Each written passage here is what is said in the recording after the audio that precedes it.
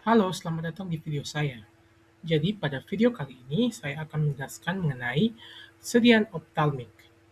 Baik, langsung saja kita masuk ke materinya.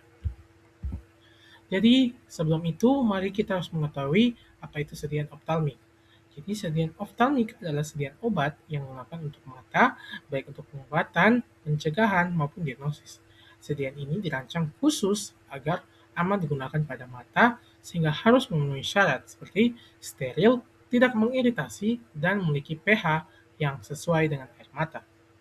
Bentuk sediaan oftalmik yang paling umum adalah tetes mata, tetapi juga bisa berupa salep mata, gel, atau sistem pengantaran modern seperti nanopartikel dan gel in situ. Tujuan utama sediaan oftalmik adalah menghantarkan obat langsung ke bagian mata, seperti kornea atau cairan aqueous, agar memberikan efek terapi secara lokal maupun sistemik.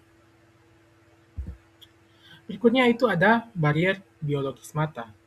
Anatomi mata yang kompleks menciptakan tantangan besar bagi pengantaran obat karena adanya hambatan fisiologis yang efisien. Mata memiliki sawar statis seperti kornea, konjungtiva, dan sklera yang membatasi masuknya zat asing. Kornea sendiri merupakan struktur trilapis yang sangat selektif.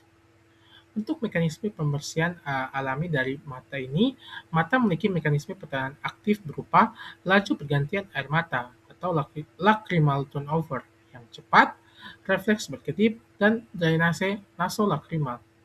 Mekanisme ini terus-menerus membilas permukaan mata untuk menjaga kebersihan dan kesehatan jaringan okular.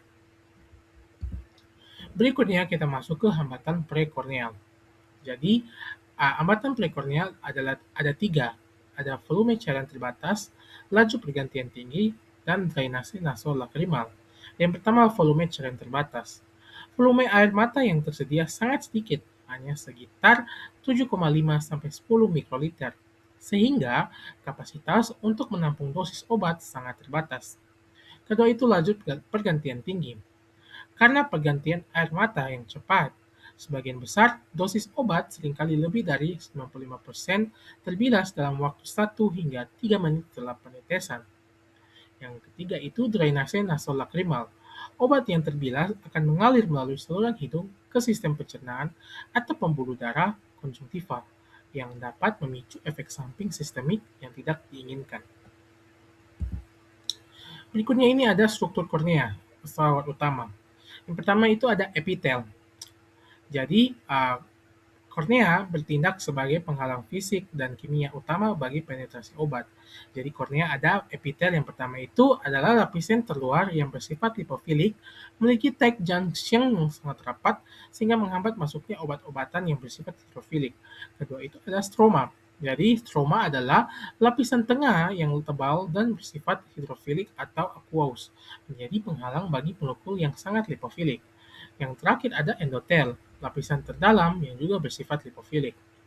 Agar dapat melewati seluruh lapisan kornea secara efektif, obat idealnya memiliki sifat biphasic atau amfipatik atau memiliki komponen lipofilik dan hidrofilik sekaligus agar bisa melintasi sandwich biologi ini.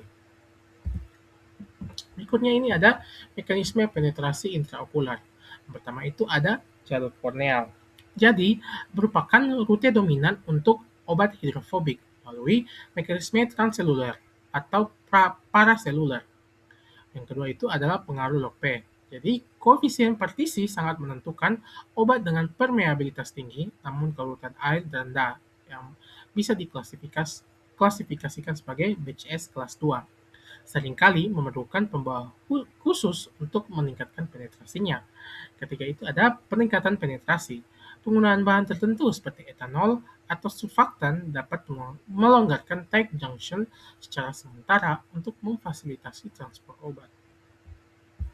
Berikutnya ini ada faktor formulasi yang mempengaruhi absorpsi. Pertama itu viskositas.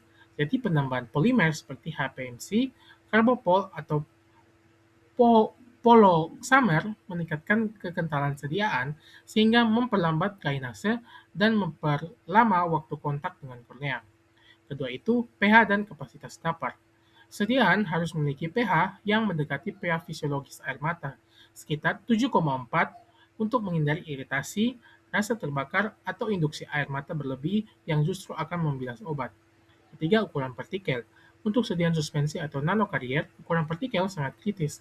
Partikel harus berukuran kurang dari 10 mikrometer, skala nanometer yang lebih ideal agar tidak menimbulkan sensasi benda asing atau iritasi dan meningkatkan laju distribusi di cairan mata. Berikutnya ini ada parameter bioavailabilitas oftalmik. Pertama itu profil kadar obat. Parameter ini penting karena menunjukkan bagaimana obat diserap, didistribusikan, dan bertahan di dalam mata. Pada sediaan konvensional seperti tetes mata, profil kadar obat biasanya meningkat dengan cepat, tetapi juga cepat menurun karena adanya hambatan fisiologis seperti air mata, kedipan, dan drainase nasolakrimal, sehingga hanya sebagian kecil obat yang mencapai jaringan intraokular. Sebaliknya, pada sistem pengantaran modern seperti nanopartikel dan transferosom dalam gel in situ, profil kadar obat menjadi lebih stabil dan bertahan lebih lama karena pelepasan obat terjadi secara bertahap, sehingga konsentrasi obat dapat dipertahankan dalam waktu yang lebih panjang. Kedua ada Cmax dan AUC. Kedua parameter ini digunakan untuk menilai tingkat dan efisiensi penyerapan obat. Penggunaan sistem pengantaran seperti nanopartikel kitosan dan transferosom mampu meningkatkan penetrasi obat melalui kornea serta memperpanjang waktu tinggal obat di permukaan mata, sehingga nilai Cmax dan AUC-nya menjadi lebih tinggi dibandingkan sediaan konvensional. Pada formulasi transferosom dalam gel, peningkatan permeasi bahkan dilaporkan mencapai sekitar 1,68 kali dibandingkan sistem biasa, yang menunjukkan peningkatan jumlah obat yang masuk ke jaringan mata. Ketika itu ada faktor eliminasi. Faktor eliminasi adalah proses hilangnya obat dari mata setelah diberikan. Obat bisa keluar melalui aliran cairan aqueous, masuk ke pembuluh darah di dalam mata, atau terbuang bersama air mata melalui drainase. Proses ini menyebabkan obat cepat hilang sehingga bioavailabilitasnya rendah. Sebagai contoh, nanopartikel dapat menempel lebih lama di permukaan mata dan membantu obat masuk ke jaringan, sedangkan gel in situ dapat berubah menjadi gel setelah digunakan, sehingga obat tidak mudah terbilas oleh air mata. Akibatnya, obat dapat bertahan lebih lama dan bekerja lebih efektif.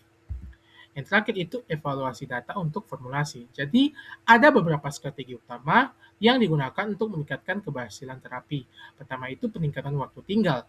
Itu dicapai melalui modifikasi viskositas atau penggunaan sistem in situ gelling yang berubah menjadi gel saat terpapar suhu tubuh, pH, atau ion di mata. Kedua itu sistem vesikular dan nanokarier. Penggunaan transferosom, niosom, atau nanolipid carriers membantu melindungi obat dan meningkatkan penetrasi melalui membran biologis. Ketiga itu penetration enhancer.